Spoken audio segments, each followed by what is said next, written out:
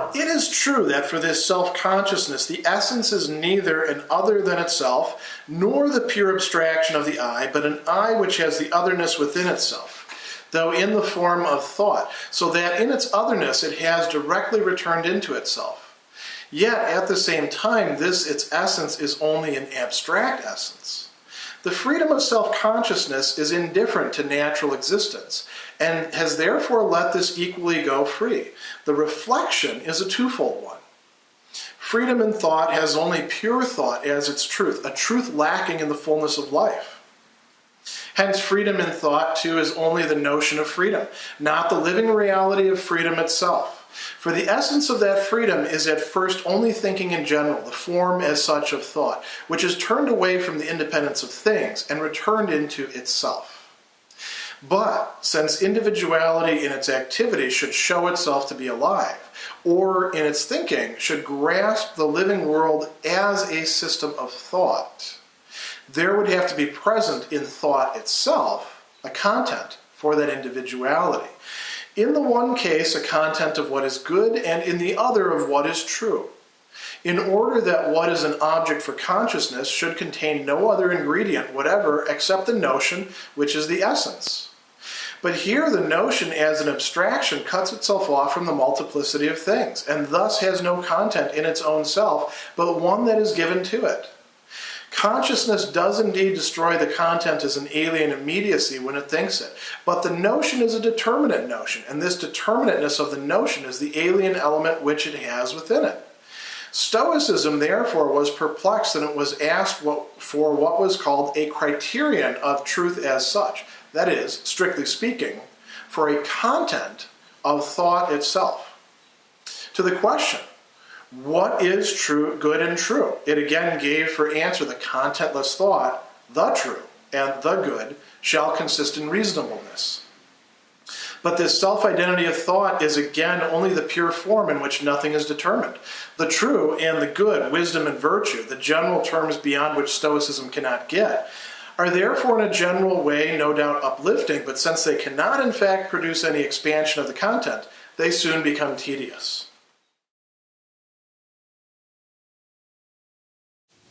Moving into paragraph 200, we are now getting to see some of Hegel's criticisms of Stoicism as a philosophical stance, and really not just as a philosophical school, but as a moment in the development of human consciousness. We're getting to see his criticisms coming to light. Stoicism is going to be a very important step, but it's not going to be fully adequate to what the human being, and indeed, if we want to use a particular idea that's absolutely central here, the freedom of the human being is going to require. Hegel is going to say, as he has said already in the earlier paragraphs, that the notion, the concept, the begriff of freedom is being developed through Stoicism. There is a positive advance that is taking place here. But here in this section, he's going to say it's only a notion, and whenever he says it's just a notion, there's a kind of abstraction going on. To be merely a notion means that something hasn't developed as far as it should. So he says, now it is true that for this self-consciousness, that is the Stoic, right? The essence is neither an other than itself, nor the pure abstraction of the I. So, two different extremes have been not necessarily rejected, but at least worked past, right?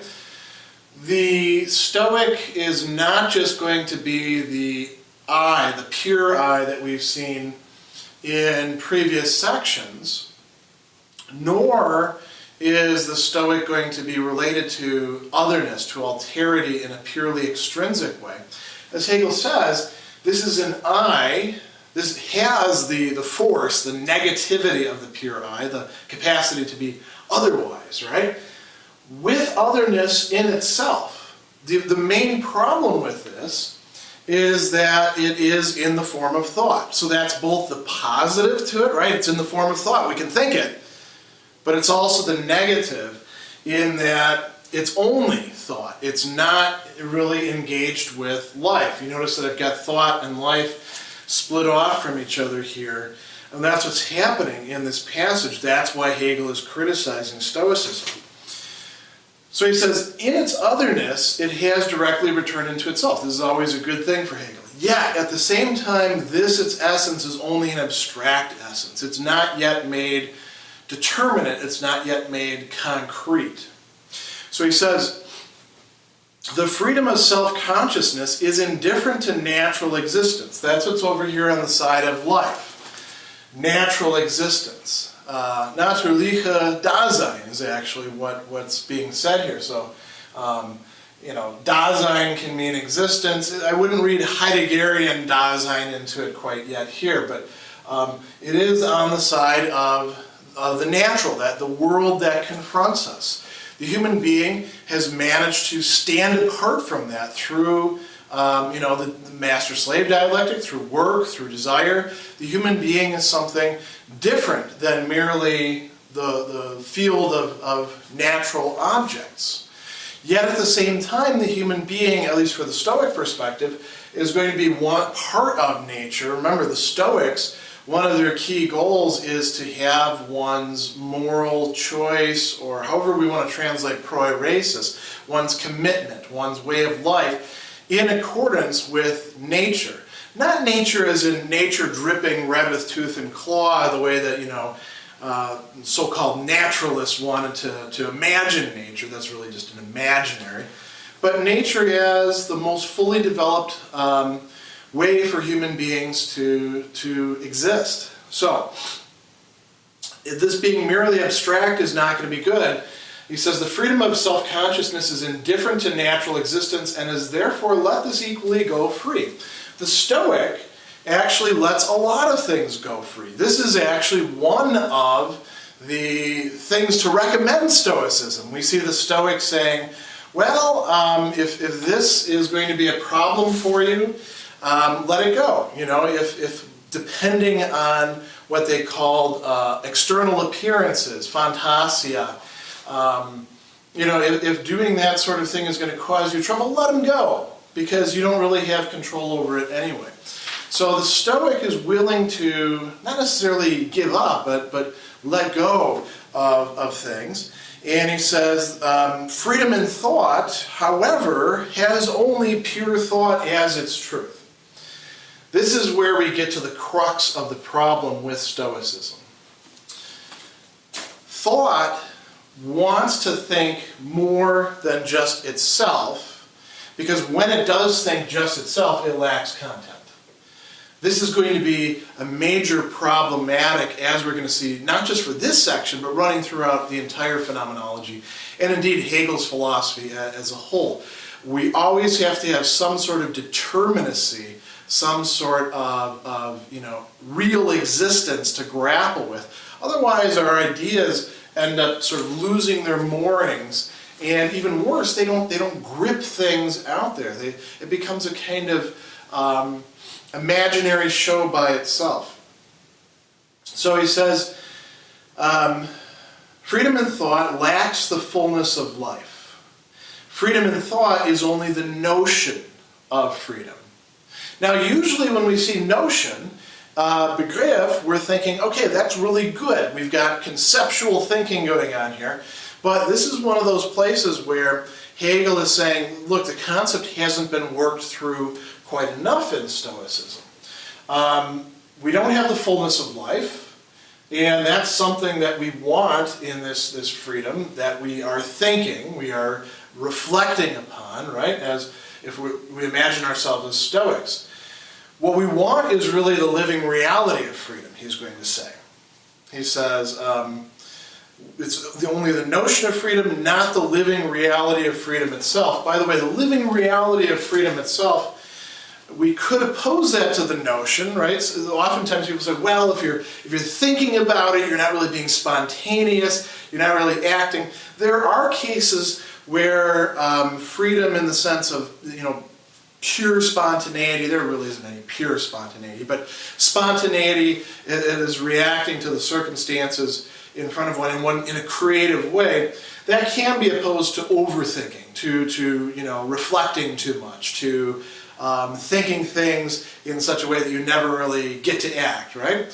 But there are also ways of acting and thinking where the two interfuse with each other. You know, if you think about many of the things that matter most to us in life, we really do need to think them through, particularly in the complex situations that we live in today, and even in Hegel's time. So he says, the essence of that freedom is at first only thinking in general. The form is such of thought, which is turned away from the independence of things. That's what Stoicism wanted to do. The things are independent, I can't control them, I don't want to have my affectivity tied up with them.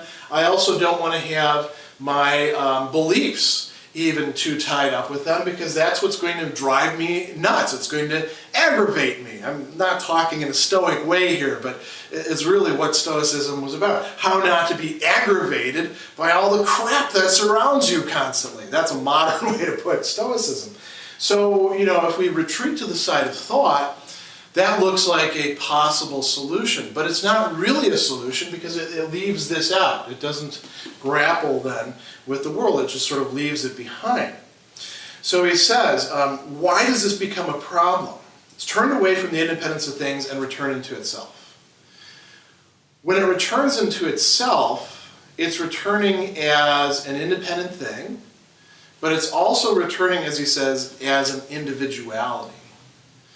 How do I know what I am if I'm not engaging with my environment, if I'm not engaging with that which is not me? I mean, I can sort of postulate the other within myself and live in an imaginary world where I have conversations with people who are not me, but there's something kind of fake about that, right? That's not really engaging with the other, or with alterity, or with the whole world out there, or even a portion of the world that could interest me. That gets rather stale. It doesn't provide what we really want. That essentiality that we saw so important in the just earlier passages. So he says, since individuality in its activity should show itself to be alive, the Stoic can't just be a thinker. The Stoic also has to be a living being. Not a living being just in the sense of eating, drinking, perhaps copulating, desiring, that sort of thing. Living in the sense of, we've seen life talked about in multiple ways. Life reflected into itself. Life as living thought. Like he says, we want the living reality of freedom. We don't just want an abstract freedom. We want a living kind of freedom. And he goes on and he says, there would have to be present in thought itself a content for that individuality. So we can look at it as what thought wants is out there on this side, or we could think about this moment of otherness within itself. That otherness within itself is where the world has its gripping points. That's why the world can aggravate us and make us want to be Stoics, right? But it's also where we encounter the world and thereby encounter our own selves. See, we can't really know ourselves for Hegel in isolation from everything else that's out there. So he goes on and he says, there's a content for that individuality. That content is given here. In one case, a content of what is good. And the other, what is true. In order that what is an object for consciousness should contain no other ingredient whatever except the notion which is the essence. The Stoic, and not just the Stoic, but really anybody who is trying to grasp what is essential about human consciousness and its engagement with what is not just human consciousness, but gets taken in by human consciousness. You notice that Hegel uses these two terms here, the good and the true. Stoicism focused very much on both of these. It was not just focused on, some people present Stoicism as if it was just practical philosophy. Don't have to worry about anything theoretical. Just get down to brass tacks. all you got to do is read Epictetus's discourses as opposed to the Enchiridion and see that that's totally mistaken. Epictetus knew his theoretical philosophy, brings it up sometimes, but he's oriented towards the practical, towards the good. But the true and the good are two different modalities that connect up with each other that have to do with what it is that we're grasping here and what it is that we're grasping about ourselves.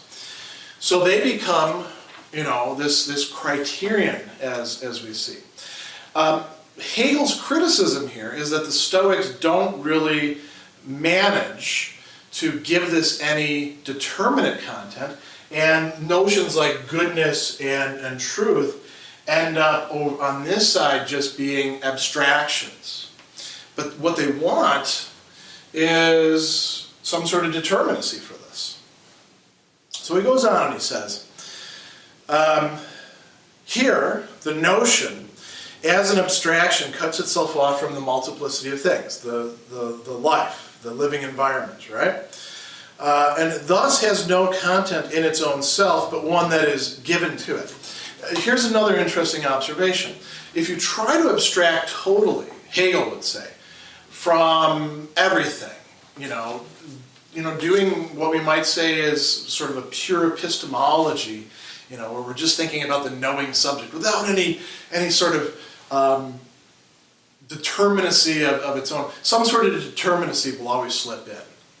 This is, by the way, something that critical theory, which is very influenced by Hegel, brought up. Every time that you're engaging in some sort of, I'm philosophizing about human being as such, you're almost always smuggling in some content that is conditioned that you're not realizing.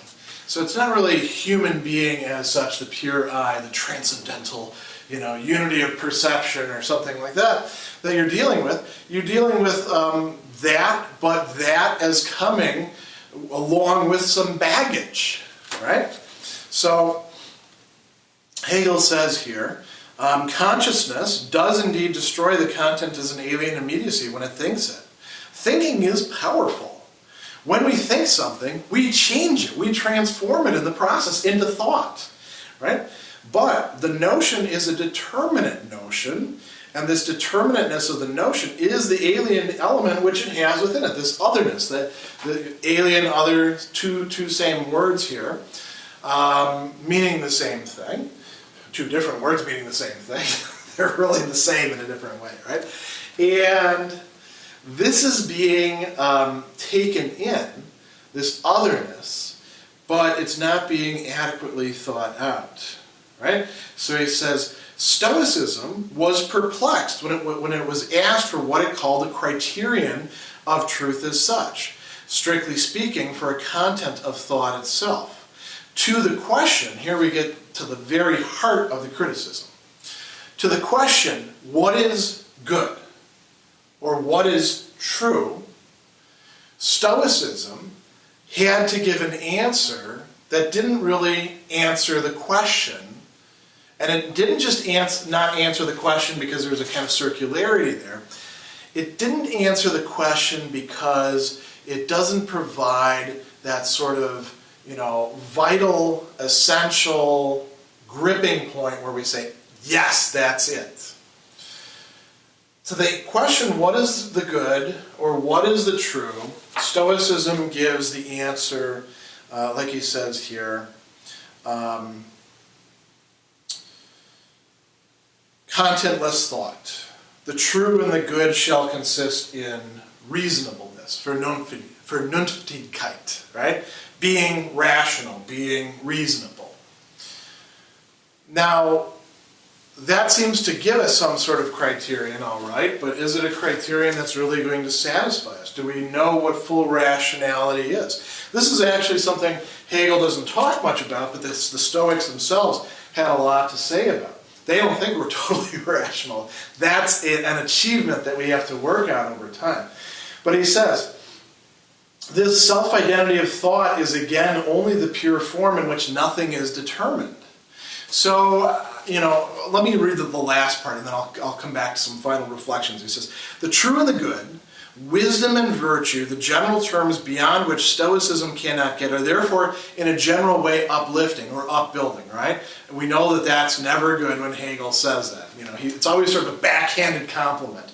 Well, that's very uplifting, but it's not providing us with any sort of scientific understanding of what is, let alone what is good or what is true. He says, they cannot, in fact, produce any expansion of the content. They can't tell us anything about stuff. They soon become tedious. Notice the appeal there to what we might call an aesthetic category. It's not just that they're untrue, it's that they don't move us. Stoicism, by its own nature, can be very exciting at first, but then, Hegel would say, it becomes boring. It becomes more and more of the same. You should think back to the part of the preface where Hegel was talking about the black night in which all cows are black, or painting with one color or just two colors, rather than the whole spectrum. The challenge for Hegelian philosophy is to do justice to this side and to do justice to this side at the same time and not let anything go. Now, where I want to come back to in thinking out where this is going, Hegel is saying the Stoic really can only have a sort of a bifurcated position. Either they can think of themselves in the abstract, in which case there isn't any determinate content to the good and the true, but this sounds awfully interesting, at least at first, and it's really just thought itself, right? Empty thought. Or they can accept some sort of determinate content coming in there, in which case they can actually say some things are good and true. Maybe even they can say that they're rational. That's where this sort of living world as a system of thought comes in. This is where a lot of Stoics really were. But then it seems as if there's a kind of arbitrariness or a kind of impurity. It's not pure thought anymore. Some determinacy, some individuality has crept in, and maybe what's valid for me in that respect won't be valid for you or for the other person as a Stoic. So this is a problem for Stoicism. The thinking consciousness, as determined in the form of abstract freedom, is thus only the incomplete negation of otherness. Withdrawn from existence only into itself, it has not there achieved its consummation as absolute negation of that existence. The content, it is true, only counts as thought, but also as thought that is determinate, and at the same time determinateness as such.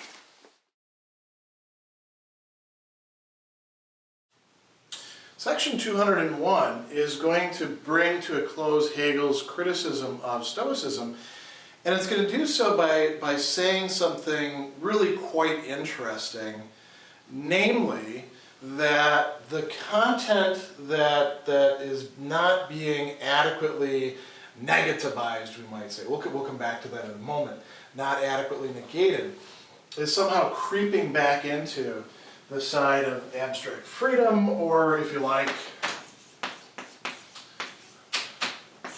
the pure thought, the pure thinking, the pure willing of the rational subject, the Stoic.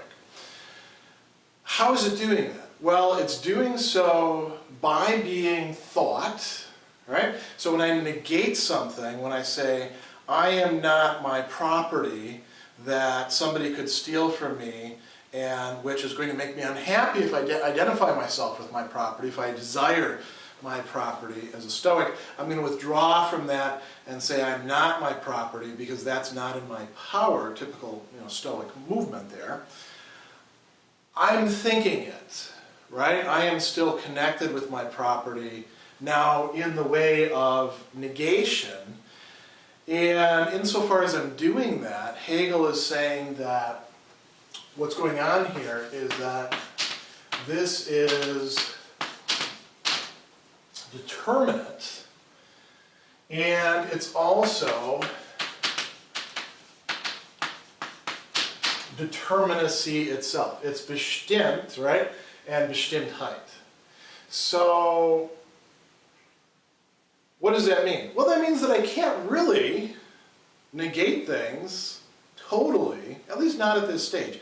Maybe we can do it later on in the next stage, which is going to be skepticism. Maybe that can pull it off. But the Stoic can't, because the Stoic, even though they put themselves out there as if they are totally distanced from everything, none of that bothers them, Hegel seems to think that there's always a bit of thinking about that stuff.